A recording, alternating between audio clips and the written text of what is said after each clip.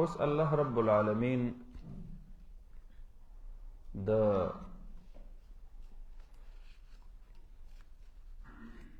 علوي کائناتو لاغې لږ تفصیل او وضاحت بیانوي. مخکې خو صرف د سماواتو ذکر وشو. اوس په دې علوي کائناتو کې الله رب العالمین د خپلو دوو عظیمو سیاراتو د هغې ذکر کوي چې یو سیاره د شمس ته، دویمه سیاره د قمر ده.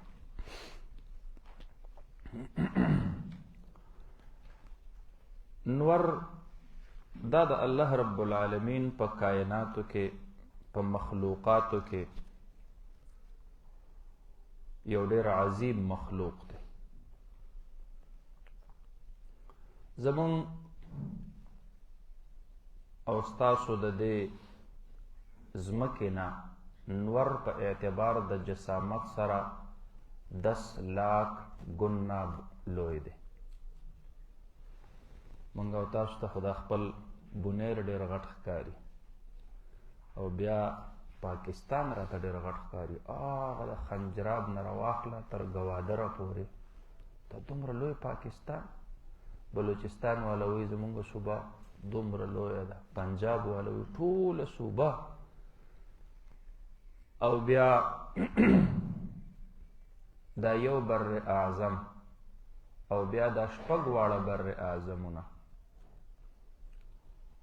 او بیا د هغې نه وروستو دا خو صرف 21% خشکي ده، 79% خو اوبه دي، سمندرونه، بحرونه، بحیرې. دا ټول کره ارض د دې نه د انور دا ککوړی دا 10 لاک ګنا لوی دی. الله اکبر. چې 10 لکه کره ارض را جمع شي د هغې نه به د یو نور عمره جسم جوړ شي. الله اکبر.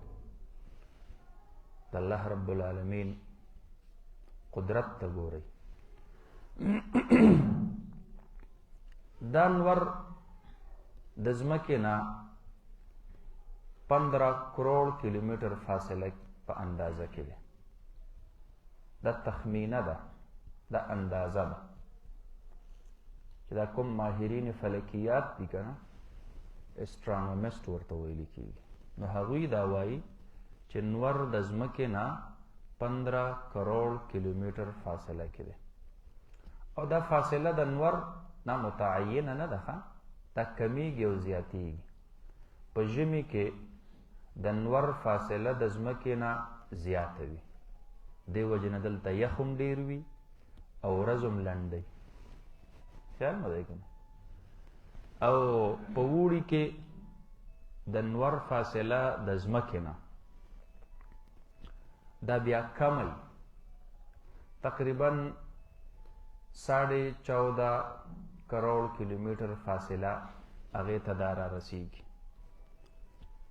نو دا دومره ګیپ په دې منځ کې چې راځي، د دې د وجې نه دا ورځې اوږدېږي او دا ورځې لنډېږي، دا شپې اوږدېږي او دا شپې لنډېږي، دا ورځې یخېږي او دا ورځې ګرمېږي. چې د نور کرې ته څومره د ځمکې کره نږدې کېږي، دومره ورځ هم اوږدېږي او ورځ هم ګرمېږي. په هوا کې نمی ختمیږي. نمی خبره پوهېږي که نه؟ په هوا کې چې کله نمی ختم شي، په دا کمه کمره کې چې انګیټۍ لګي په ژمي کې، هغه کمره ګرمه که نه؟ دا ولې؟ ځکه د هغې ګرمایش د وجې نه د هغې هوا نمی ختم شي. نو که تاسو خیال کړئ په کومه کمره کې چې انګیټۍ لګي، په هغې کې تاسو وګورئ په دې چت پورې د اوبو دا څاڅکي نښتي. دا مو لیدلي؟ دا په هوا کې دقه نمی وه چې دا هوا یې خشکه کړه او دا نمی دا په بره باندې وختله، بره خو نور د وتلو لار نه وه، نو په دې چت پورې د دې اوبو دا څاڅکي را جمع شو. خیال کې م راځي که نه؟ دقه شانتې چې تاسو د کټوۍ نه دا سر اوچت کوئ، نو په دې سر پورې دنیا اوبو دا پورې انښتي که نه، د اوبو دا څاڅکي ترې نه کېږي که نه، دا هغه بخارات دي په دې اوبو کې د نمۍ هغه ذرات دي چې کله د دې سره ګرمه هوا ملګري شي نو دا په بره باندې زور کوي. تاسو پوه شولې؟ د دې وجې نه خلق په ګرمۍ کې چې اګزاس لګوي نو د دیوال په ویښ کې نه لګي، د دیوال په سر کې لګي. ولې؟ ځکه ګرمه هوا دا برې طرف ته چې کوم دی نو ګویا کې زور کوي. په دې کې ناري صفت وي. نار دا چې کوم دی نو په دې کې صفت د علو ده، دی په بره باندې زور کوي. دې وجې نه خو شیطان ویلو که نه، خلقتني من نار وخلقته من طین. آدم علیه السلام د خټې نه پیدا کړی دی الله، خټه په ښکته زور کوي، او زه د اور نه پیدا کړی یم، اور په بره زور کوي، زما مرتبه اوچته ده، نو زه به الاغه بلاغه آدم علیه السلام ته سجده کوم. تاسو به خبره ورسېدلئ؟ نو دا د نور فاصله د ځمکې نه دا 15 کروڑ کیلومیټر فاصله ده. تاسو پوه شولئ؟ د ټولو نه زیاته فاصله د نور او د سپوږمۍ د ځمکې ترمنځ په هغه ورځ باندې وي کومه ورځ چې د کال د ټولو نه مختصره او لنډه ورځ وي. پوه شولئ په خبره باندې؟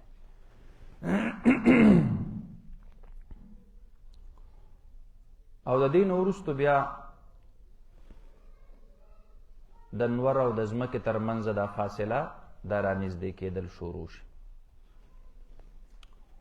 د نور د دې 15 کروڑ کیلومیټر فاصله کې د نور چې کومه رڼا ده، دا سحر چې مونږ او تاسو وایو نور را اوختو،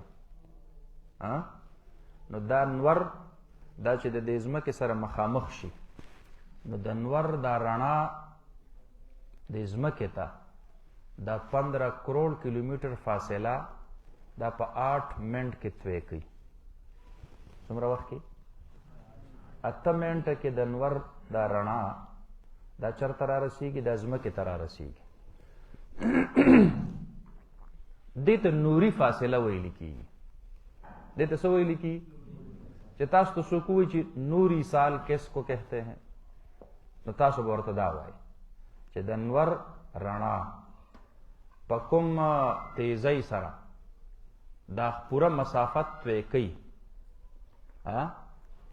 نو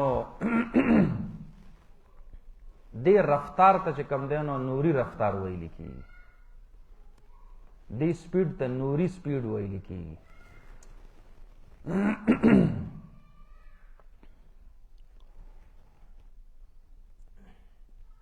او دا ماهرین فلکیات وایي چې د نور د هغې دا اندازه مونږ لګولې ده چې د نور عمر تر اوسه پورې 4.5 ارب سال وشو، 4.5 اربه کلونه دا د نور عمر تر اوسه پورې تیر شو. او د الله قدرت ته ګورئ. دا ماهرین فلکیات وایي چې دې نور یوازې ځمکې ته نه ګورئ ښه، د ټولو کائناتو ته تر اوسه پورې په دې 4.5 ارب سال کې کومه رڼا ورکړې ده، نو په دې کې چې الله کوم صلاحیت کې ښودلی دی دا د هغې 1% صلاحیت هم لا نه دی استعمال شوی. الله اکبر. د الله رب العالمین په قدرت کې او د الله په خلقت کې ویتفکرون فی خلق السماوات والارض. په سن 2013 کې یو نوی کهکشان د هغې دریافت ماهرین فلکیات وکړو. دا خلایي راکټونه لیږي که نه، دوی خلا ته لیږي، هلته نه دوی مخصوص دوربینونو سره د مختلفو سیاراتو د هغې دریافت کوي. تر اوسه پورې چې کومې سیارې دریافت شوي دي هغه خو په خپل ځای دي. یو نوی کهکشان په 2013 کې دوی دریافت کړله. هغه کهکشان زمونږ د ځمکې نه په 10 اربه نوري سال فاصله باندې ده. 10 ارب نوري سال یعنی نور زمونږ په 8 منټ نوري فاصله باندې ده. او نوې کهکشا چې کومه دریافت شوله دا د په 10 ارب نوري سال فاصله باندې. الله اکبر. تاسو سوچ کوئ د انسان عقل پکې ادریږي، عقل د انسان کار پرېږدي. کو دغه حساب مونږ واخلو نو چې په 8 منټه کې 15 کروڑ فاصله د نور شعاع او د نور رڼا توی کوي او مونږ له ځمکې ته رارسېږي، نو په یوه ګنټه کې 120 کروڑ کیلومیټر فاصله دا نوري فاصله ده یوه ګنټه. او بیا یوه ورځ دا 2880 کروڑ کیلومیټر فاصله دا د یو ورځې نوري فاصله ده چې د دغه کهکشاګانو د ځمکې نه فاصله او مسافت دی. د انسان عقل پکې نور مخې ته کار پرېږدي چې دا د الله د کائنات څومره وسیع دي. مونږ او تاسو ته خو محدود یو څو څیزونه صرف په نظر باندې راځي. مونږ وایو نور راوخت او نور پرېوت او خبره خلاصه شوله. نور مونږ ته دا اندازه نه لګي چې د الله رب العالمین دا مخلوقات دا څومره لوی دي.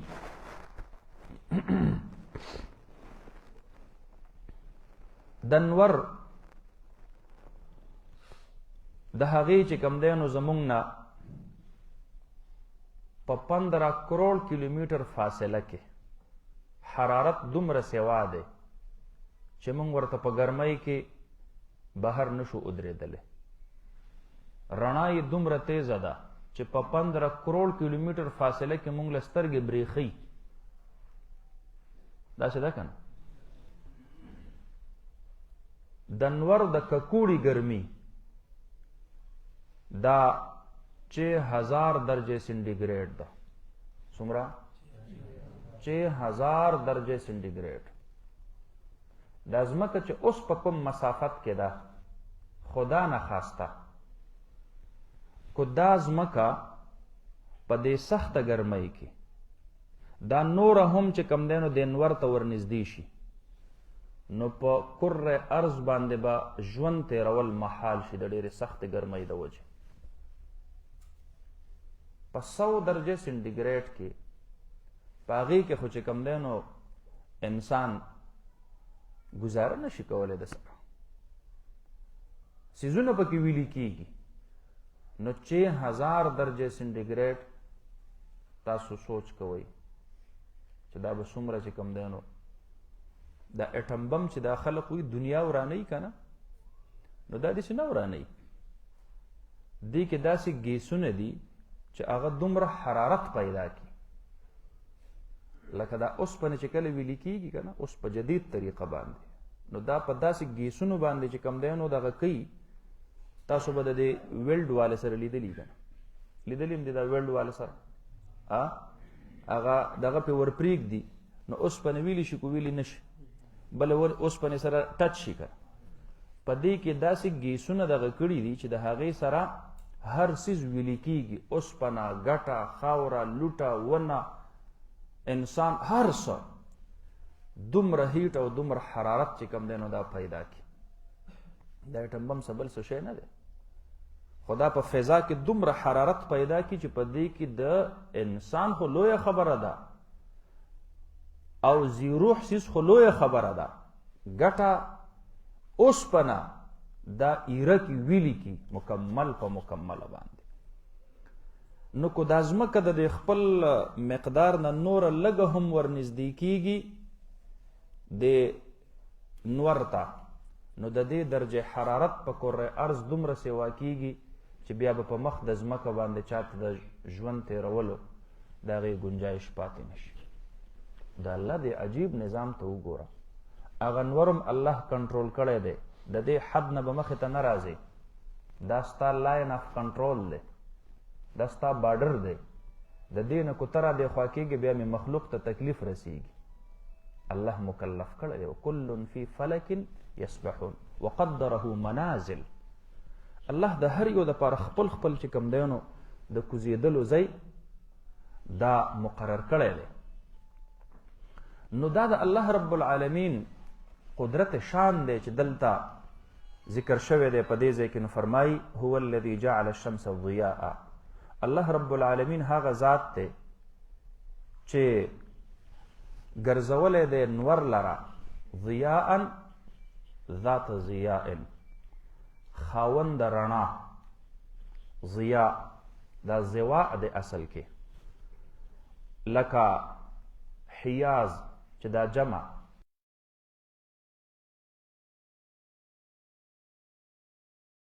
پتوی سره دا جمع د صوت ده، دا اصل کې سواتون دی. سواتون، حوازن، دغه رنګې زواءن. دا ټول چې کوم دی نو په دې دریو واړو کې یا ما قبل مکسور بدل شوی د په واو ما قبل مکسور بدل شوی د په یا سره ضیاء، سیات، حیاز. نو ضیاء دا نور الله رب العالمین دا د مختلفو رڼاګانو خاون جوړ کړی دی. تاسو کله دا قوس قزح لیدلی دی؟ مونږ ورته د بوډۍ ټال وایو. لیدلی دی چېرته؟ نو ګوره دا څو رنګه وي؟ دا د نور رنګونه دي، خو دا د اوبو دا بخارات چې کوم دي په هوا کې، په دې باندې د نور دا مخصوص شعاګانې لګي. نو د نور د هغې ککوړي د ګولوالي د وجې نه قوس قزح ګول وي، او بیا د هغې هر یو ځان ځان له خپل خپل رنګ وي. دا د نور رنګونه دي در اصل. دا اوبه په دې اوبو کې دا صفت الله ورچولی دی چې دې کې مختلف رنګونه تا ته په نظر راځي. تاسو خیال کې راځي که نه؟ د دې وجې نه د اوبو پاکه صفا قطره چې کله د پاڼې د پاسه پرته وي او په دې سحر کې پې دا نور ولګي، نو دا پاڼه ته داسې داسې کوه، نو په دې اوبو کې به تا ته د دې نور دا مختلف قسم رنګونه دا به پکې تا ته ښکارېږي. نو هو الذي جعل الشمس ضیاء، دا مختلف انواع او اقسام والا رنګونه الله رب العالمین د دې نور نه دا چې کوم دی نو را پیدا کړي دي. دلته جعل دا جعل مرکب دی. جعل چې کله متعدي شي مفعولینو ته نو ملا دا بیا څه وي؟ جعل مرکب وي. الله د نور ککوړی بدل کړی دی په مختلفو اقسام او انواع د رنګ باندې. د دې نه الله مختلف قسم رنګونه دا ترنه الله پیدا کړي دي. والقمر نورا، او ګرځولی دی الله رب العالمین دې سپوږمۍ لره هغه رڼا، خاونده د رڼا. اوس ګوره نور باندې چې کوم دی نو ګویا کې د ضیا اطلاق وکړو، او په قمر باندې د نور اطلاق وکړو. اوس نور او ضیا دا خو دواړه وصف دي، او شمس او قمر دا خو ذوات دي. حمل خو د ذات په ذات باندې کیږي، او حمل د وصف په ذات باندې خو نه کیږي. دا خو تاسو ویلی دی یو قاعده کلیه، خو دا تاسو به جواب وکړئ چې دا حمل مبالغتن دی، د زید عدلن د قبیلې نه دی. په دې نور کې دا رڼا دومره سیوا شوې ده چې الله عین ضیا وګرځاو. په دې قمر کې دا نور دومره سیوا شوی دی چې دا الله عین نور وګرځاو.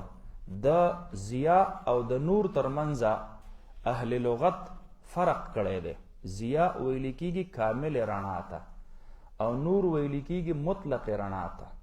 ضیا ویل کېږي هغې رڼا ته کومه چې د ذات نه پیدا وي، او نور ویل کېږي هغې رڼا ته کومه چې د بل نه مستفاد وي. تاسو په خبره پوهیږئ؟ لکه مثلا دا شیشه نه ده، شیشه دا چې تاسو د انور ته ونیسئ او د انور شعاع په دې شیشه باندې لګي، او بیا دا شیشه بل سیز ته ونیسئ، نو په دې شیشه چې دا کوم رڼا راځي دا ضیا ده، او د دې شیشې نه چې دا کوم رڼا په بل سیز باندې پریوزي دا نور دی. تاسو په دې خبره اوسېدلې؟ نو د دې سپوږمۍ د دې متعلق هم فلاسفه او مناطقه تاسو د منطق په کتابونو کې ویلي چې ضوء القمر مستفاد من ضوء الشمس، دا د سپوږمۍ رڼا مستفاده ده د رڼا د نور نه. دې وجې نه خو چې کله د نور او د سپوږمۍ ترمنځ ځمکه حایله شي نو سپوږمۍ کې خپله رڼا شته دی نه، نو دا ککوړی بیا تور ښکارېږي، نو دې ته چې کوم دی نو ګویا کې خسوف ویلی کېږي. تاسو پوه شولې؟ کسوف او خسوف. نو دا سپوږمۍ چې کله تندر نیسي نو د هغې ظاهري اسباب او ظاهري وجه چې کوم دی نو هغه هم دقه وي چې په دې باندې د نور دا رڼا څه شي، دا بند شي، او د نور رڼا چې پې کله بند شي نو بس دا بیا بهر رڼا نشي ور پارسل کولی. نو د دې وجې نه الله رب العالمین د قمر سره نور ولګو او د شمس سره ضیا ولګو. تاسو پوه شولې په خبره باندې؟ وقدره منازل، الله رب العالمین د هر د دې دواړو دپاره مقرر کړل منزلونه. نو د دې دواړو دپاره الله رب العالمین د کوزیدو ځایونه، د غایب کېدو یا د پناه کېدو ځایونه دا چې کوم دی نو مقرر کړل. نو د سپوږمۍ دپاره منازل دا 29 یا 30 دي. تاسو پوه شولې په خبره باندې چې د یو کم او 13 میاشت وي نو بیا منازل دا 29 شو، او چې د 13 میاشت وي نو بیا 30 شو. تاسو پوه شولې؟ هر ورځ د دې خپل خپل منزل دی. د دې وجې نه تاسو به اینئ په ژمي کې د سپوږمۍ د لیدلو د هغې ځای جدا دی، په اوړي کې جدا دی. د هرې میاشتې دپاره ځان ځان له برج دی، دغې ته څه ویلي کېږي؟ دې ته منازل ویلي کېږي. پوه شولې په خبره باندې که نه؟ ځکه دا ځمکه هم په حرکت کې ده، دا هم په ځای نه ټینګېږي نه ودرېږي، سپوږمۍ هم په حرکت کې ده. نو داسې نشي کېدلی چې د کال 12 میاشتې دا سپوږمۍ په یو ځای غایب کېږي او په یو ځای باندې راخیږي، بلکې په دې کې خامخا څه وي؟ فرق وي په دې کې. تاسو پوه شولې په خبره باندې که نه؟ نو د دې وجې نه وقدره منازل، د دې دواړو دپاره الله رب العالمین منازل متعین کړل او مقرر کړل. د سپوږمۍ دپاره خو 29 یا 13 منازل دي چې د دې د پرېوتلو ځایونه دي، او د نور دپاره چونکې نور په کال کې دا 360 یا 365 ورځې دي، نو د هغې په حساب سره د نور دپاره هم الله رب العالمین منازل دا څه کړي دي لکه دا توی کړي دي، او دا ورله الله تبارک وتعالی متعین کړي دي. د دې وجې نه دا حسابونه هم په 2 قسمه دي، یو قمري حساب دی او دویمه شمسي حساب دی. تاسو پوه شولې په خبره باندې؟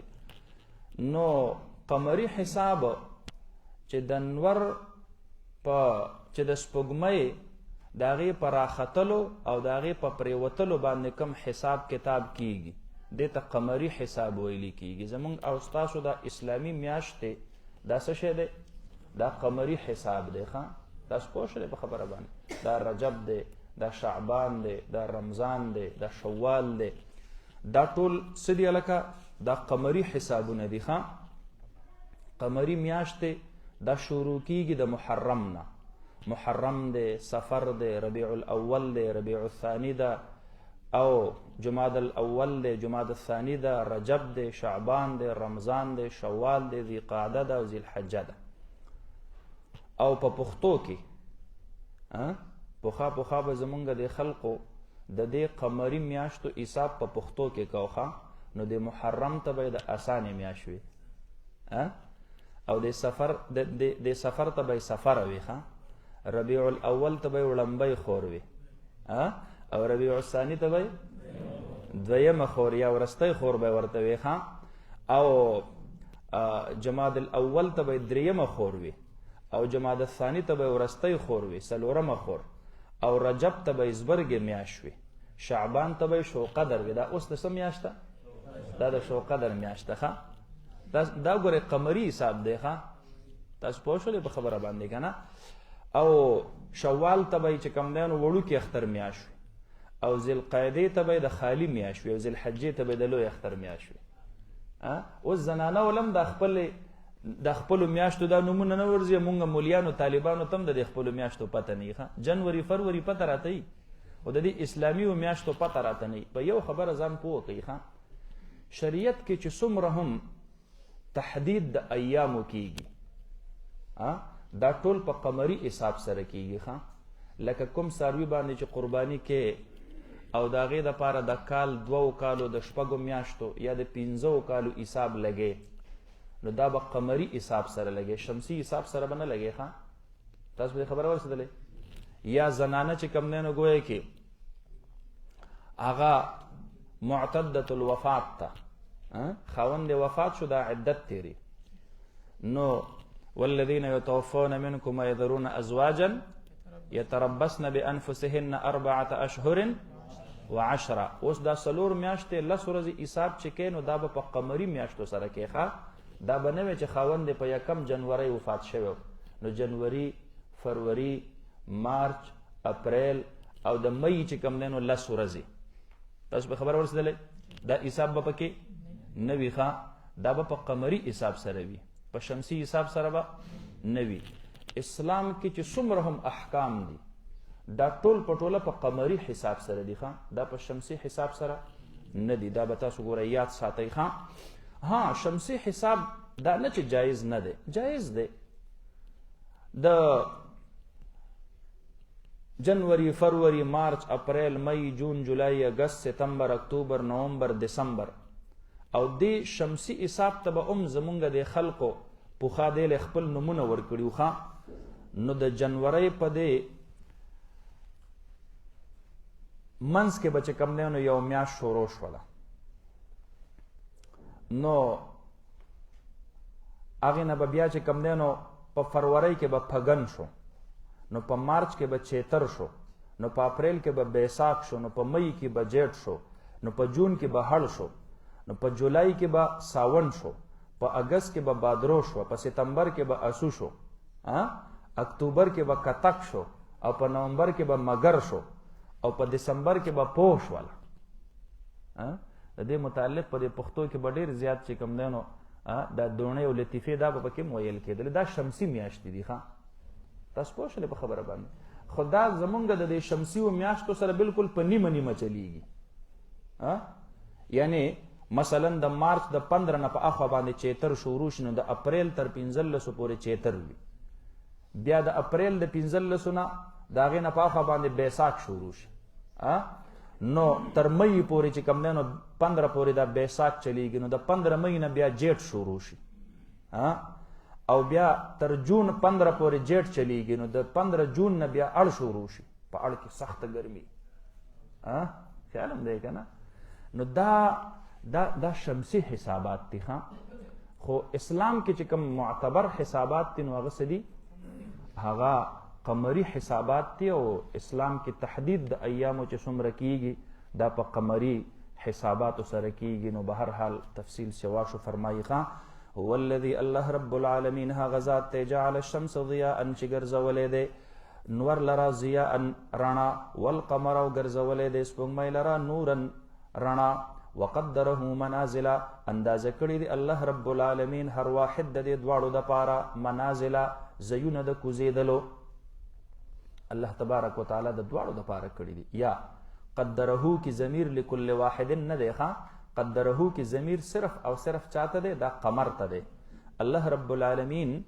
توی کړي دي د دې دغه دپاره د سپوږمۍ دپاره منزلونه نو ګورئ تاسو چې کله جستجو تتبع تلاش کوئ نو تاسو پیژنګلو کولی شئ چې دا میاشت دا چې کوم دی نو دا د میاشتې وړمبۍ ورځ ده دا دویمه ده درېیمه ده څلورمه ده البته د نور د جسم نه تاسو اندازه نشئ کولی چې دا د شمسي میاشتې وړمبۍ ورځ ده دویمه ده درېیمه ده څلورمه ده ځکه د نور په جسامت کې فرق نه راځي او د سپوږمۍ په جسامت کې فرق راځي دا سپوږمۍ په وړمبۍ ورځ باندې ډېره نری وي په دویمه ورځ باندې لږه غوندې غټه شوي په درېیمه ورځ باندې د هغې نه ښه غټه شوي بیا په 14مې شپه باندې چې کم دی نو فی لیلة مقمرة بس دا فل بټه فل وي په فل سایز کې دا چې کم دی نو دا ولاړ وي را مخامخ وي او دا د الله یو ډېر عجیب نظام دی.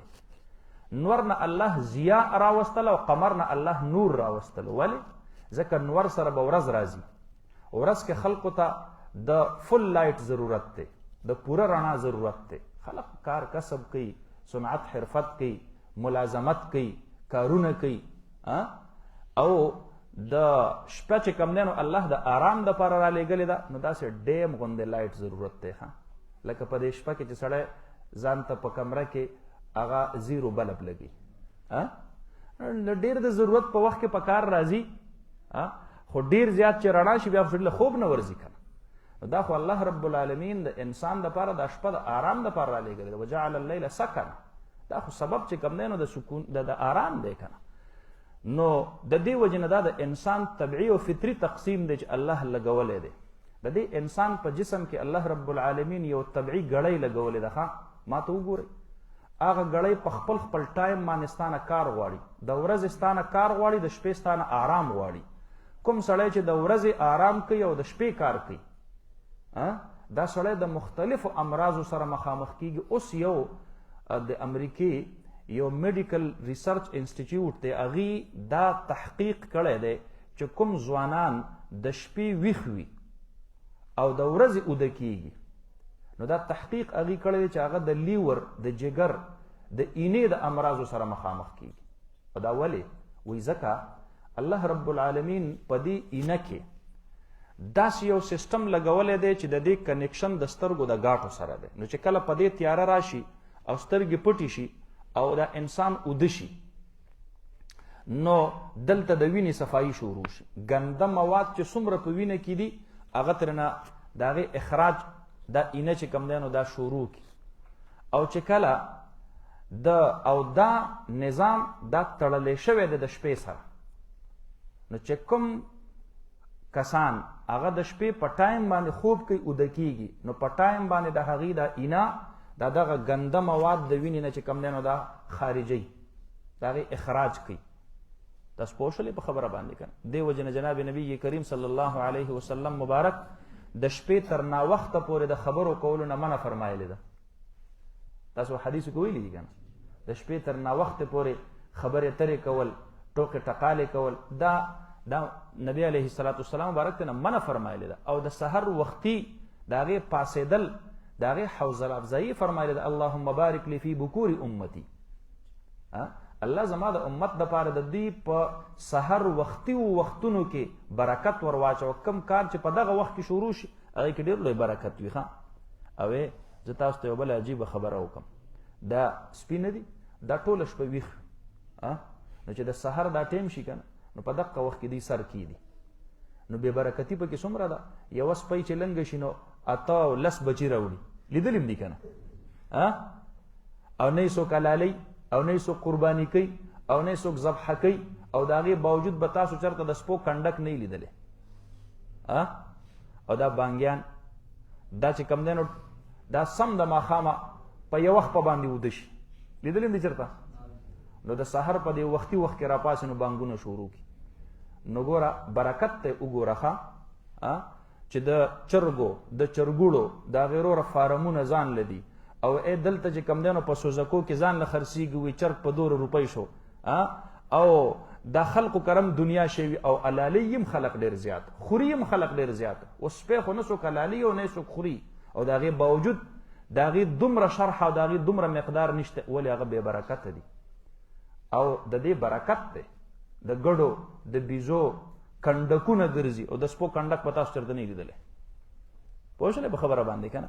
نو دا بې برکتي چې کوم دی نو نن سبا چې راغلی ده، دا د دې مرض د وجې نه راغلی ده. نو دا الله چې ډیم بتي د شپې لګولې ده د سپوږمۍ په شکل کې، دا د دې دپاره چې تاسو د شپې آرام کوو. د شپې خوبونه چې کوم دی نو مه کوئ، دې سره به ستاسو صحت دا به ورسره متاثره کېږي. نو فرمایي هو الذي جعل الشمس، الله رب العالمین هغه ذات دی چې ګرځولی دی نور لره ضیاء رڼا، والقمر نورا، او سپوږمۍ نور او رڼا، وقدره منازل، مقرر کړی دی الله رب العالمین دې دواړو دپاره، یا صرف د دې سپوږمۍ دپاره منازله ځای د کوزېدلو لتعلموا عدد السنین والحساب دې دپاره چې تاسو وپېژنئ شمار د کلونو او حساب وپېژنئ چې تاسو د کلونو شمار وپېژنئ. اوس د کلونو شمار دا په نور او په سپوږمۍ سره معلومیږي. نو ما ته وګوره سپوږمۍ چې د هغې چې کم دی نو 13 ورځې یا یو کم 13 ورځې پوره شول نو دا یوه میاشت شوه. نو چې 12 میاشتې ملګرې شوې نو کال پوره شو.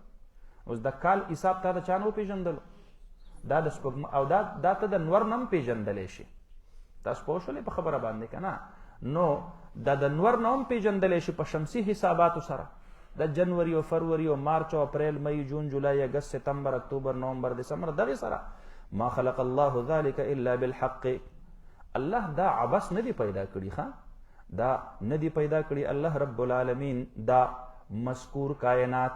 او ما ته وګوره د دې نه پکې علاوه لا نورې ډېرې زیاتې فایدې دي. تاسو خو صرف د رڼا فایده وویله، د لایټینګ فایده الله په دې ځای کې مخکې نور فایدې هم د دې را روانې دي چې د نور د وجې نه چې کوم دی نو په میوو کې الله رب العالمین رنګ بدلی، د سپوږمۍ د وجې نه الله په میوو کې خوند بدلی، د نور د وجې نه الله په میوو کې په هغې کې چې کوم دی نو قد راپورته کوي، د سپوږمۍ د وجې نه الله رب العالمین په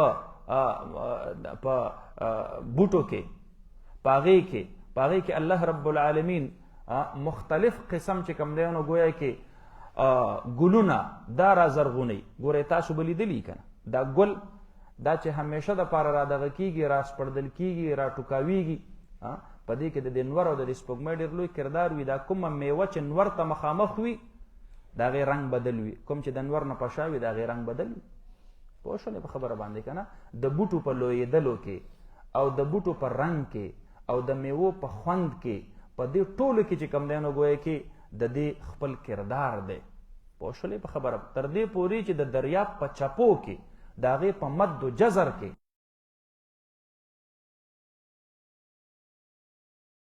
پوچولو کې د نور خپل کردار دی. مخکې به زما په ذهن کې یو سوال راتلو او شاید چې تاسو هم دا سوال نه درځي. ښه ما به وی چې دا په دې غرونو چې دا بارانونه وشي او دا خوړونه ترېنه راوځي لاندې او دا لاندې سیند ته ورتاو شي او دا سیندونه بیا لاندې را جمع کېږي بحر او بحیرو ته ورتاو شي، دا چرته ځي؟ دا نظام خو روان دی که نه؟ دا ابا سیند دی او دا د نوخار سیند دی دا خو روان دي که نه؟ یو ځای ته ځي که نه؟ د هغې نه ورتاویږي چې کوم دی نو بل غټې بحیرې ته، د بحیرې نه بحر، د بحر نه چرته ځي؟ دا سټور کېږي. نو دا خو په کار دا ده چې د کراچۍ په ساحل سمندر باندې د دې اوبو د سټور کېدلو د وجې نه د اوبو سطحه اوچتېدلې او دا کراچۍ پکې په منځ کې ډوبېدلې. نو دا چرته ځي؟ دومره لوښی چرته دی؟ د اوبو مقدار خو په خپل حد باندې دی، معمولي ښکته کېږي بره کېږي، دا چرته را جمع کېږي؟ دا چرته پرېوځي؟ نو بیا مې الله رب العالمین په دې باندې شرح صدر وکړو.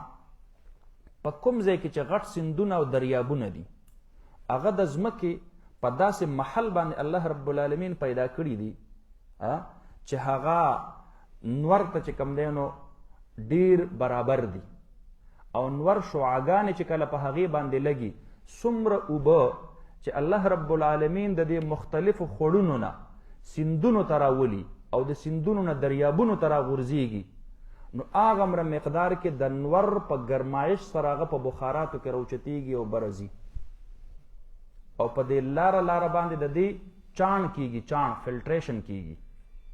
تاسو پوه شولې؟ نمکین ذرات د دې نه لاندې پاتې شي، خالصې اوبه بره چې کوم دی نو دا بخاراتو په شکل کې وریځو ته الله ور وخیږي. نو هغه ځای نه ورله بیا الله رب العالمین شاته نه دیکه ورکړي. نو وهو الذي يرسل الرياح بشرا بين يدي رحمته. الله فرشتو ته فرمایي دا پاکې صفا ښایسته اوبه دي، دا اوس په علم باندې د پاسه ورتاوې کوي. نو دلته راشي د علم د پاسه باران وورېږي. نو د هغه ځای نه اوبه لاندې را روانې وي، په دې لاره باندې ته مرغۍ هم څکي، څاروي هم څکي، انسانان هم څکي او اوبه خورې ترېنه هم کېږي چې کومې فاضلې اوبه دي هغه لاندې په ځمکه کې لاړې شي، څه د ځمکې د پاسه تېرېږي. دا نظام الله رب العالمین روان کړی دی. نو چې کله د دریاب ته ورنږدې کېږي نو په دې کې مالګینک هغه خوند پکې را پیدا کېږي. نو دا ولې؟ دا ځکه چې په دریاب کې خو مختلف قسم څیزونه مردارېږي او مړه کېږي. نو که په دې کې دا مالګین خوند نه بیا په دغه اوبو کې بدبو پیدا کیږي. مالګې سره بدبویي ختمیږي. تاسو چېرته څرمنې لیدلې دي چې دا خلک مالګه کوي؟ لیدلې هم دي که نه؟ غوښې د پاسه چې مالګه ور واچې دا بیا بدبویي نه کوي. حافظه په دې منطق باندې پوهېږي؟ شاباس. او ګوره دا د کوټې نه چې کوم مولوي صاحب راغلي دي نو دوی په دې خپلو علاقو کې په دې ژمي په دې ابتدا کې دا ګډان حلال کړي او پیسونه حلال کړي، نو بیا ولا مالګه ورکړي، نو بیا هغه غوښه یې وچه کړي. کوټې مولا داسې ده که نه؟ د مالګې سره بدبو ختمیږي. دا د الله ډېر عجیب نظام دی. ویتفکرون فی خلق السماوات والارض. سبحان الله. سړی وي چې د الله رب العالمین د قدرت دا عجایب دا مې لټولی او په دې کې د الله رب العالمین د قدرت هغه نشانات. نو فرمایي ما خلق الله ذلك الا بالحق، نه دی پیدا کړي الله رب العالمین مگر دا په سچ باندې. دا بیکار الله نه دی پیدا کړي. دا تاسو ته چې څومره څیزونه په نظر راځي په دې هر څیز کې الله رب العالمین څه نه څه حکمت پیدا کړی دی. دا مار نه دی. مونږ تاسو به وایي چې یاره زه په دې هر څیز کې حکمت دی، نو په دې مار کې به څه حکمت وي؟ نو تاسو ته پته شته دی؟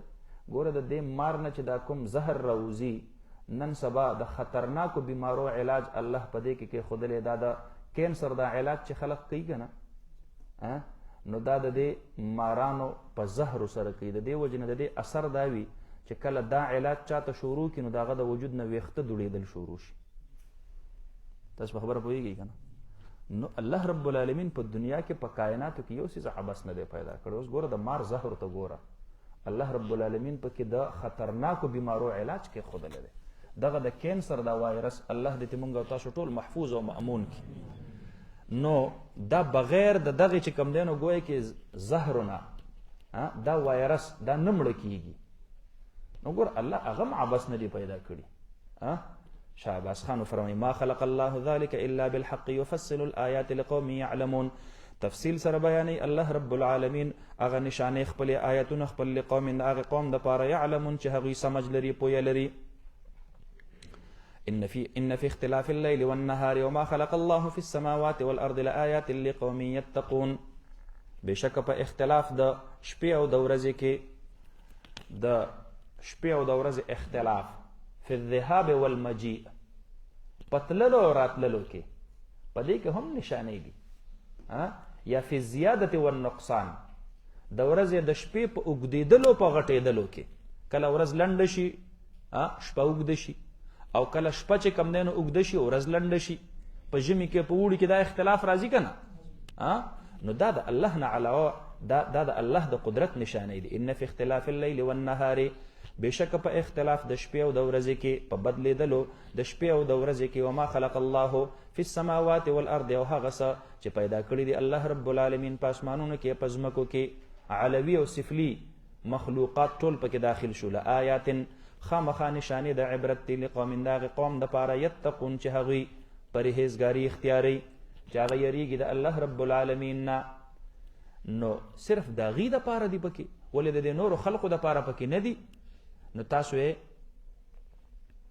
د جلالین شریف یو نقطه دا به تاسو ته یادوي چې کله داسې ځای راشي که نه هدل للمتقین، نو صاحب د جلالین ورسره څه لیکي؟ وی د دې تخصیص وشو په ذکر سره لانهم المنتفعون بها. اصل حقیقت کې نفع تنه دی واخیستله. نو دا کوم خلق چې د الله نه یریږي د الله د دې عظیم قدرت د وجې نه، نو د هغې دپاره پکې خاص نشانې دي، ځکه هغې ته نه نفع حاصله کړله د الله د قدرت د دې نشانونه. او د باقي خلق خو هسې ورته ګوري او ګرځي را ګرځي. ان الذين لا يرجون لقاءنا ورضوا بالحياة الدنيا واطمأنوا بها والذين هم عن آياتنا غافلون. بشک هغه خلق اوس ګوره د دې نه مخکې د الله د قدرت او د الله د عظمت نښې بیان شوې. اوس د مؤمنانو او د کافرانو د هغې د دواړو ذکر الله کوي. کوم خلق چې د الله د دغې قدرت کامله د دغې عجایبو نه متأثره شو او الله ته سر به سجود شو، نو الله فرمایي چې هغې له مې انعامات یې دي. او چې کوم زما د دې قدرت کامله باوجود اوس هغه چې کم دی نو سر ټیټه کېږي نه، هغې دپاره مې لوی عذابونه مقرر کړي دي.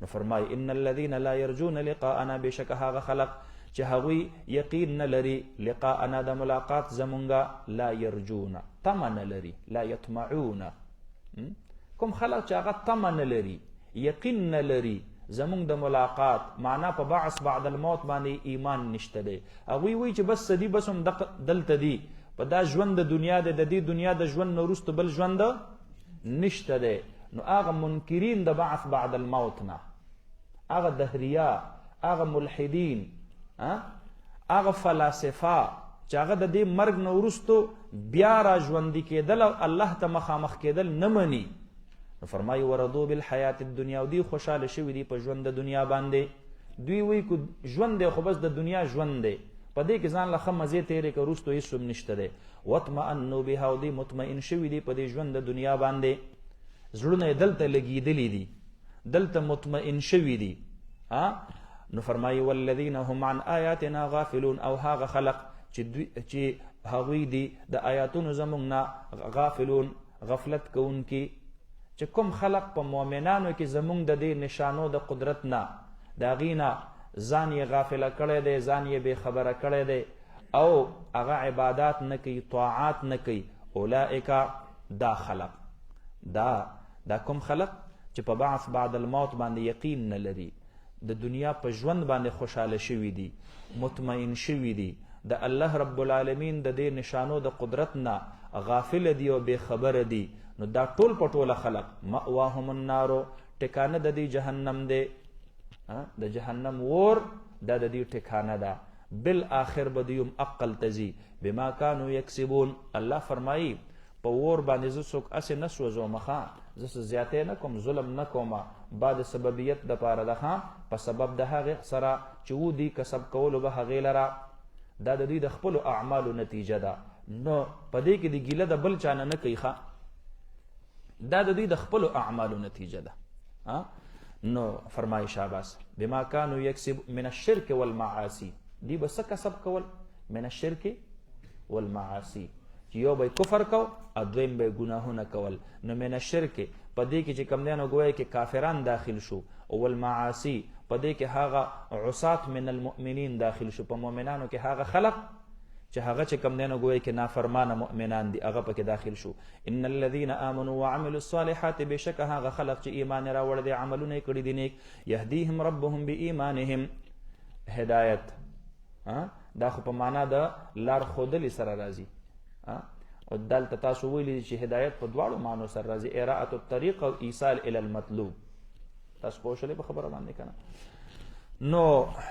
دلته چې کوم دی نو ګویا کې هدایت دا راغلی دی په معنا د ایصال الى المطلوب سره یهدیهم ربهم او برسی الله رب العالمین دوی لرا بإیمانهم په سبب د ایمان د دوی سره چرته به ورسی الجنت یهدیهم الى الجنت الله به ور ورسی کوم ځای ته جنت ته ایصال الى المطلوب او اراءة الطریق کې څه فرق دی یو سړی راغی او تا ته ووي چې یاره ما ته د د دې انغاپور لار راته وښیه او ته ورته ووایې چې ګوره د مرکز سره به سیده روان شي مخې ته به ځې پایي چې نه به دله درشي هلته به ښي طرف ته راتاو شي بس همدقه چې کوم دی نو د انغاپور لار ده او ایصال الی المطلوب تا ته څوک ویله که انغاپور راته وښیه د انغاپور لار راته وښیه ته ورته وایې راځه زما سره په موټر سایکل کښېنه او ځان سره یې شاته کښېنه او لاس نیولی هلته بوځې هلته یې کوز کړي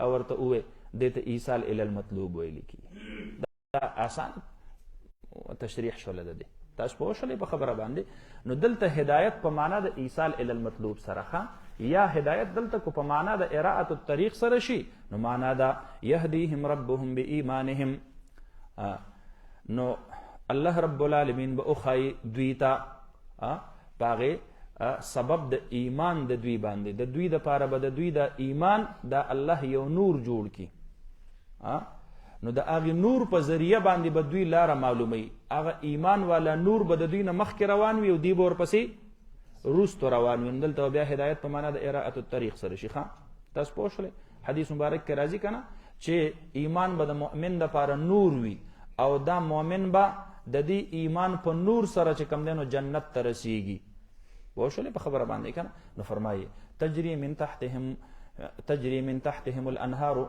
في جنات النعيم. الله رب العالمین به دا مؤمنان جنت ته بوزي. نو لګ الله رب العالمین د دې جنت داغه یو جھلک دی ته خایخه، نو ډیر څه ورته لا نه خایخه، صرف یو جھلک ورته خای. تجري من تحتهم الانهار، خیسته خیسته د اوبو نهرونه او ولی دا به چې کم دی نو د دې د لاندې بهیږي، د دوی د لاندې بهیږي. نو د دوی د لاندې به بهیږي معنا دا دی به په تختونو باندې ناست وي او د تخت د لاندې به خیسته خیسته د نهرونو د خیسته خیسته اوبو د هغې نهرونه او د هغې ولې به بهیږي. او یا چې کم دی نو ګویا کې من تحت اشجارهم، د دې په جنت کې چې دا کمې ونې دي د هغې ونو د لاندې به دا ولې دا به پکې بهیږي. یا من تحتهم الانهار، لاندې د بساتینو د باغونو نه به چې کم دی نو ګویا کې څه د هغې نه به لاندې چې کم دی نو ګویا کې ولي بهیږي او ښایسته ښایسته نهرونه به بهیږي. فی جنات النعیم، په هغې جنتونو د نعمتونو کې دعواهم فیها سبحانک. دا اهل جنت دوی چې کله هلته یو نعمت وویني نو دوی به دا نه وي چې خدای دا نعمت راله راکړه. تاسو پوه شولې په خبره باندې؟ بس دوی به سبحان الله ای دومره ښایسته مرغۍ دا روانه ده، زړه خو به ورته شوي، الله رب العالمین به هغه مرغۍ وریته کړې ده ته چې کوم دی نو مخې ته کي. بس دی به صرف سبحانک، دی به دقه قدرې ووایي او سبحان الله، او بس په هغې سره به هغه سید ده ته مخې ته چې کوم دی نو ګویا کې تیار برابر پروت وي. نو دی چې کله هغه وخوري نو وروسته به وایي چې وآخر دعواهم ان الحمد لله رب العالمین. دا څه مزې دي؟ تاسو پوه شولې؟ الله دې موږ او تاسو ټولو ته نصیب وفرمایي. ولکم فیها ما تشتهي انفسکم، بس چې ستاسو په زړه کې کوم خواهش راځي هغه به ټول په ټوله چې کوم دی نو ګویا کې الله رب العالمین پوره کوي. نو دعواهم فیها، نو بلنه د دوی به په دې جنت کې، غوښتنه د دوی به په دې جنت کې هغه په دې طریقه باندې وي. سبحانک اللهم، پاکی د تا لره ای رب زمونږه. دا یوه معنا. او دویمه معنا د دوی دعا. تاسو پوه شولې په خبره باندې؟ نو دعوا د دوی به چې کم دی نو ګویا کې د دوی دعا دا به په جنت کې هر څیز به دوی ته په وافر مقدار کې میلاویږي. نو د غوښتلو به څه څیز پاتې نه وي. اوس د غوښتلو ضرورت خو په هغه ځای کې راځي چې سړی څه شیز ته حاجتمند شي، او دوی خو به څه شیز ته حاجتمند کېږي نه، الله به یې څه ته محتاجه کوي نه. نو د دې دعا دا به څه وي؟ بس دا به صرف او صرف د الله رب العالمین پاکي بیانولي. ځکه د غوښتو څه شی به نه چې ته وایې الله مال ښکلی کور راکړې هغه به یې درکړی، مال ښکلی رزق راکړې هغه به یې درکړی، مال ښکلی سورلي راکړې هغه به یې درکړي، مال ښکلی بیبي راکړې هغه به یې درکړي، مال ښکلی نور نعمت هغه به یې درکړي. نو ستا دپاره د غوښتلو څه شی پاتې نه شو. نو په دې کې اشاره د دې طرف ته چې په جنت کې به هر نعمت بغیر د غوښتلو نه الله جنتی ته نصیب کړي. سبحان الله، الله رب العالمین نے منگا و تاسو ته نصیب کی. نو فرمایي دعواهم فیها سبحانک، نو دعا د دې جنتیانو به په دې جنت کې هغه سوي سبحانک اللهم، پاکی د تا لره ای رب زمونږه. وتحیتهم فیها سلام، تحیه ما ته وګورئ عرب دوی چې به یو بل سره کله ملاوېدل نو یو بل ته به وي حیاک الله، الله دې ژوندی لره. مونږ په پښتو کې وایو ژوندی اوسې، داسې وایو که نه؟ ژوندی اوسې، الله دې ژوندی لره. احیاک الله، حیاک الله، دې ته به تحیه وي. دوه انسانان چې کله د یو بل سره ملاویږي وړمبني الفاظ د یو بل سره کوم استعمالي، حسین علی هغې ته څه ویلي کېږي؟ تحیه ورته ویلي کېږي. څه ورته ویلي کېږي؟ تحیه. اگر کو هغه په هر قسم الفاظو سره وي، کو هغې کې د حیات دعا وي او کو نه وي، خو هغې ته تحیه ویلي کېږي. لکه مونږ او تاسو په پښتو کې هلکه په خیر راغلې داسې وایو که نه؟ فارسۍ کې وایي خوش آمدید، انګریزۍ کې وایي ویلکم، داسې وایي که نه؟ او په ملایا کې وایي سلامت، سلامت ډتنګ وایي. دوه درې الفاظ دي. بهرحال نو د یو بل سره ملاو شي وړمبني الفاظ د یو بل سره په گفتگو کې استعمالي، مولا دې ته څه ویلي کي؟ تحیه. نو دا جنتیان چې یو بل سره آپس کې ملاویږي نو د دوی تحیه به سوي تحیتهم فیها سلام. دی به سلام یو بل سره کوي، یو بل ته به سلام کوي، سلام علیکم طیبتم ادخلوها بسلام آمنین. دیو جن علماء لیکلی دي چې په کم کور کې د ننوتلو په وخت کې خلق سلام ورچي نو دا هم دغه کور نه به الله رب العالمین د جنت غوندې د خوشحالۍ کور جوړ کړي. تحیتهم فیها سلام. دیو جن خپل کورونه کې د سلام رواج شروع کوي. زمونږ کور کې الحمدلله زمونږ حضرت شیخ صاحب الله دې لوی عمر ورته نصیب کړي، زمونږ د ټولو ترګړې زمونږ د کور واړه بچي. نو فرمایي وتحیتهم فیها سلام واخر دعواهم ان الحمد لله رب العالمین. او اخر د دعا د دوی یا اخر د غوښتنې د دوی هغه بداوي ان الحمد لله رب العالمین، چې پاکی دا او ان الحمد لله حمد دې د هغه الله رب العالمین د پاره رب العالمین چې هغه رب دې د عالمین. علماء لیکلي دي چې بلکې حدیث مبارک کې راغلی جناب نبی کریم صلی الله علیه وسلم مبارک فرمای الله ته دا خبر ډیره زیاته خوښه ده چې د خوراک په آغاز کې چې کوم دینو انسان بسم الله وي او په اختتام کې الحمدلله وي. دا د جنتیانو یو صفت ده. تاسو پوه شئ په خبره باندې کنه. نو دویمه خبره ده چې دا سبحانك اللهم دا په خپل زبان یو قسم دعا ده. حدیث مبارک ته څوک چې د الله په حمد و ثنا کې مشغول وي الله فرشتو ته فرمایي دوی خو دعا ته فارغ نشو، البته په دغه ورځ باندې چې خلقو په کره ارض باندې څومره دعاګانې غوښتلې دي هغه ټولو مجموعه زما د حمد و ثنا ویونکي ته ورکوي. او یو روایت کې دا د قرآن د طالب علمانو متعلق راغلی دي چې کوم نارینه او زنانه د قرآن کریم په زده کړه کې مصروف وي او د دعا فرصت ورته نه ملاویږي، الله فرشتو ته فرمایي د حرم پاک د طوافونو نه راواخله، د روزې مبارکې د سلامونو نه راواخله، هغه د عرفات او د مزدلفه او د منا او هغه د مقامات مقدسه د بیت المقدس نه راواخله. په کره ارض باندې چې په کم کم ځای کې څومره دعا غوښتل شوې ده دا ټول په ټوله مجموعي طور د قرآن د طالب العلم یا د طالب العلم په حق کې ولیکئ. الله اکبر.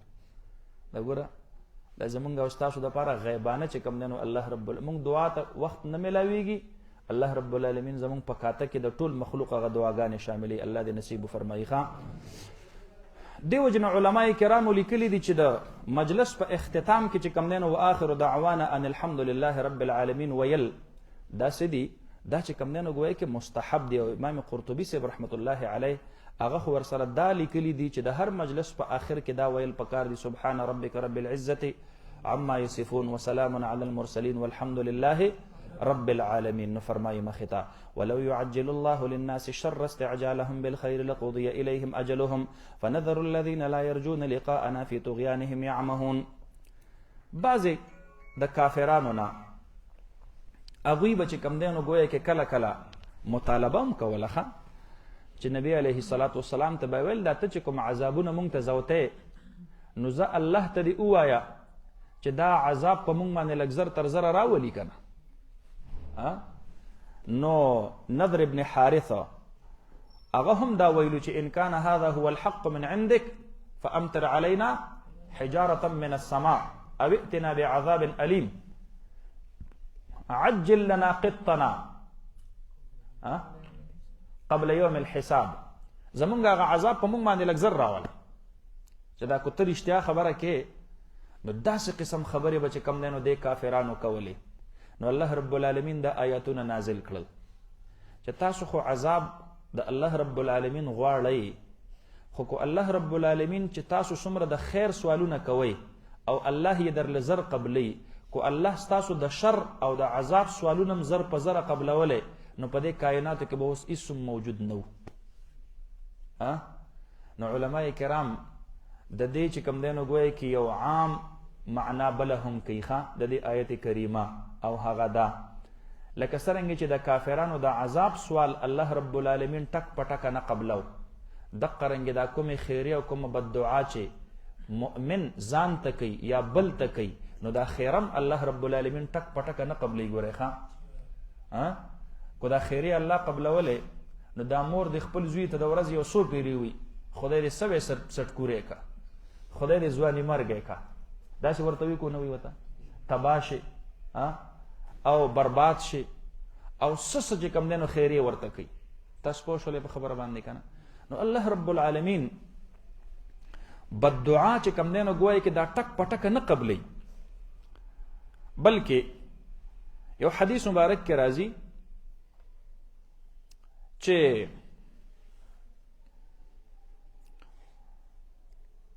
جناب نبی کریم صلی الله علیه وسلم مبارک فرمایي ما د الله رب العالمین نه سوال وکړو چې الله زما په امت کې د یو دوست خیره دا د بل دوست په حق کې مه قبلوه ځکه دوستانو خپل اپس کې ګیله راځي خفګان راځي نو داسې نه چې اوس په معمولی خفګان باندې څوک یو بل ته خیره شروع کی او هغه خیره الله سکی هغه قبول کی دی وجنه چې کم دینو شهر ابن حوشب رحمت الله علیه فرمایي وی ما په ډیرو کتابونو کې دا خبره لیدلې ده الله رب العالمین چې کومې فرشتې د انسانانو د حاجت روایې دپاره مقرر کړي دي نو الله رب العالمین هغوی ته دا هدایت کړی دی چې ګوره د یو انسان خبره هم د غصې په کیفیت او په حالت کې دا چرته چې کم دی نو ګویه کې لیکئ مخه چې هغه ځان دپاره وغواړي الله ما مړ کړي خدایه د دې ژوند نه خو مرګ ښه دی خلک کله کله ځان ته خیره کوي که نه او ګورئ ځان ته خیره کول دا ممنوع دی د مسلم شریف روایت ته لا تدعو على انفسکم ولا على اموالکم ولا على اولادکم حضرت جابر رضی الله عنه فرمایي وی زمونږ سره یو ملګری په یو جهاد کې روانو او د هغې ملګري هغه اوښه چې کومه ده هغه د نبي علیه السلام سره په لاره باندې په یو تنګه ګاټۍ کې ور برابر شوله نو د دې خپلې اوښې له لخته را پرېښودله او ورته وی لعنت الله علیک د الله لعنت دی په تا باندې شابه دې دپاره چې دا دواړه اوښې د یو بل نه اونه جنګېږي خو د چونکې د خپلې اوښې ته خیره وکړله د الله لعنت دی په تا باندې نو نبی علیه الصلاة والسلام مبارک صحابه کرامو ته وفرمایل دې صحابي ته ووایه چې ته زما سره په قافله کې نور مزید مخې ته مه ځه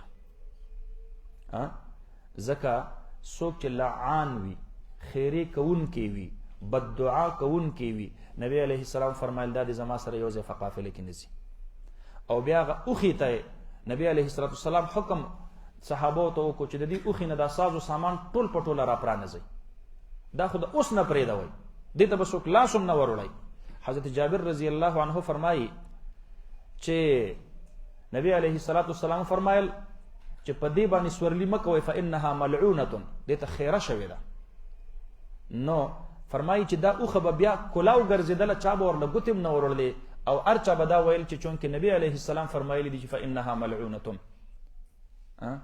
دې باندې لعنت ویلی شوی دی نو د دې وجې نه چې کوم دی نو ګویا کې بددعا کول ان المؤمن لیس بلعان مؤمن به چرته بددعا کوونکی نه ښه لا تلعنوا على اولادکم خپل اولاد ته چرته خیرې مه کوئ خیره کول د الله رب العالمین ته ډیر زیات ناخوښه دي مؤمن هغه چرته هم بددعا کوونکی نه جوړیږي او نبی علیه السلام نه حضرت جابر رضی الله عنه په دغه موقع باندې نقل کوي وی فرمایل لا توافقوا ساعتا په دې 24 غنټو کې الله مؤمن مسلمان ته یو لمحه داسې نصیب کوي کو پاغي کې د ښه غواړي کو بد غواړي دعا کوي کو بد دعا کوي الله یې قبلي دغه وخت ته قبولیت وي او دا هیڅ چاته نه دی معلوم نبی علیه السلام فرمایي لا توافقوا ساعة فتسألون الله فيها فيستجاب لكم هغه وخت هغې سره چرته یو ځای برابر نشئ چې تاسو په هغې کې د الله رب العالمین نه څه شی غواړئ او ټک په ټکه درله قبلئ نو هسې نه چې بچي ته دې خیره کړي او همدقه د قبولیت وخت او الله یې درله قبوله کړي او تا ورته ویلي چې ځواني مرګی شي او الله رب العالمین د ځوانۍ انتظار کوي او چې کله د ځوانۍ ته ور ورسیږي هغه د مور هغه د پلار هغه خیره په هغې باندې عمل درآمد شروع شي په موټر سایکل باندې زوی اکسیډنټ وکړي زنه یې ورله تړلې لاش یې کور ته را ورسي دا د مور هغه خیره وه کومه چې د غصې په کیفیت کې دې کړې وه چې ځواني مرګی شي نو بد دعا خشي نه دی ښا. دیو جن نبی علیہ السلام فرمایي لا تدعوا على انفسکم ولا على اموالکم.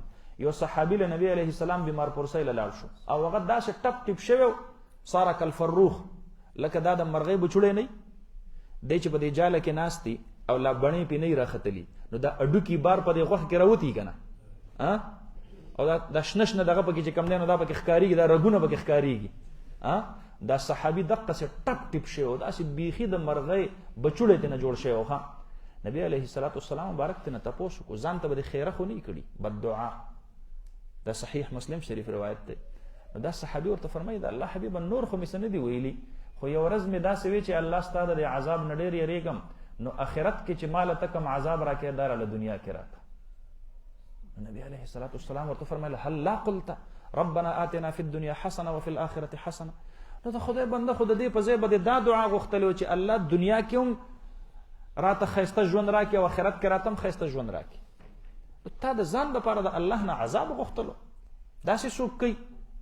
نو دې آیت کریمه کې الله رب العالمین فرمایي دا تاسو چې کومې خیرې غواړئ، دا کومې بد دعا کوئ ځان ته یا خپل اولاد ته یا خپلو مالونو ته، نو که دا الله ټک په ټکه قبلولی لقضی الیهم اجلهم، دا هر څه د دې دا نیټه او د هغې دا اجل دا به فیصله شوی او په مخ د ځمکه به څه شی موجود بیا نه و.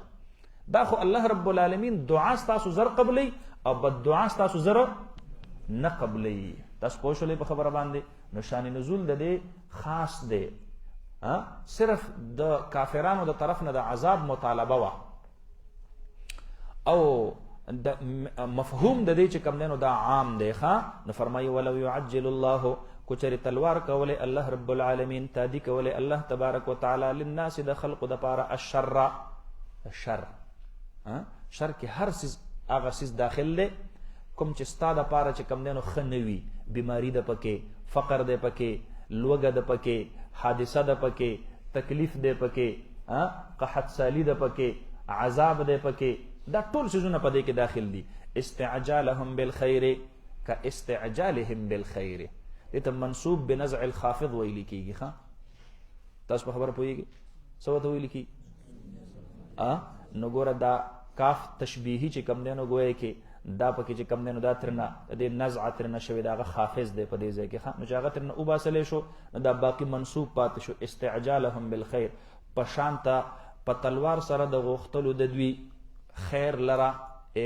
تاسو چې دا خیر څنګه په زړه باندې غواړئ، نو دا خیر چې کله غواړئ نو د زړه او د ژبې کنیکشن مو سره یو وي. ښه پوه شولئ؟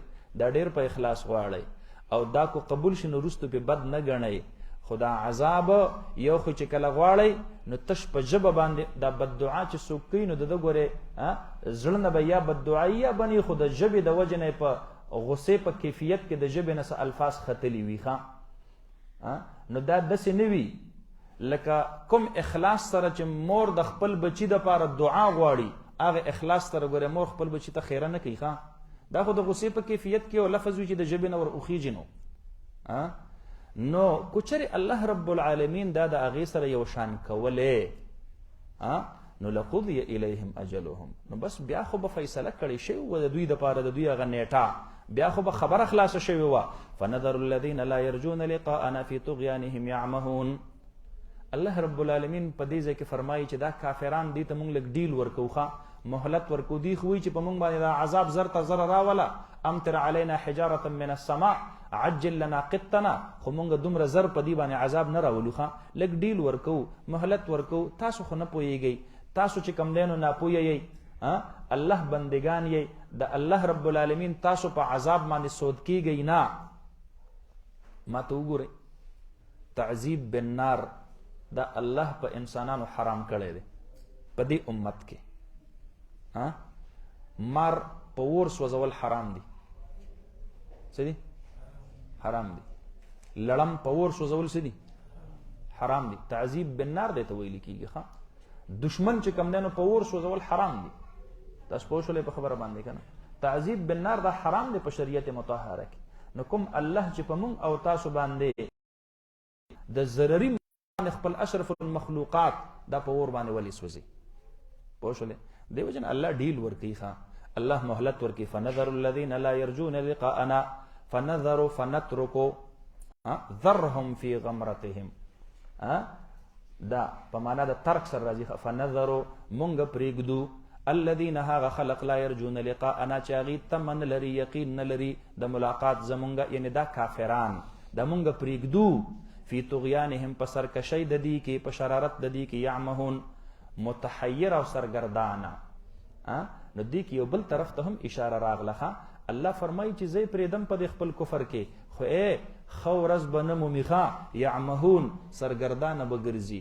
د دین نه لرې سړی دی چېرته خوشحاله ژوند نشي تېرولی. من اعرض عن ذکري فإن له معیشة. زمونږ د دې طلباو د دې علماو د ژوند ته دا خلق ګورئ زیریږي. دا دینداره طبقه چې څومره ده، کو دا څوک په تبلیغ کې دي، کو دا څوک په جهاد فی سبیل الله کې دي، او کو دا څوک چې کوم دی نو قرآن ته ناست دي، دا لولي یا دا زده کوي، متعلمین او معلمین ټول دی له الله ډېر ښکلی ښایسته ژوند ورکړی وي. ټول وایي الحمدلله. نو فرمایي واذا مس الانسان الضر، او هر کله چې مسه کې انسان ته الضر تکلیف، مسه کی ټچ کی، دې ځای کې یو ډېره باریکه اشاره او نقطه درته وایم. دا تکلیف د ډېر کم وخت دپاره وي.